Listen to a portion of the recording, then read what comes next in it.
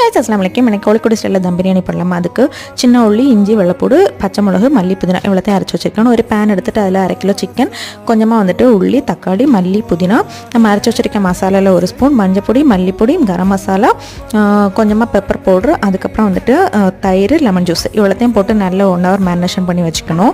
அதுக்கப்புறம் வந்துட்டு ஒரு பேன் எடுத்துகிட்டு அதில் நெய், ஆயிலெலாம் போட்டுட்டு உள்ளியும் வதக்கி எடுத்துக்கணும். சேம் அதே பேனில் வந்துட்டு கரம் மசாலா, உள்ளி போட்டு வதக்கினதுக்கப்புறம் மல்லி, புதினா, கொஞ்சமாக வந்துட்டு நம்ம அரைச்சி வச்சுருக்க மசாலா, தயிர், லெமன் ஜூஸ் இவ்வளோத்தையும் போட்டு நல்லா எண்ணெயில் வதக்கிட்டு கொஞ்சமாக கரம் மசாலா ஆட் பண்ணிக்கணும்.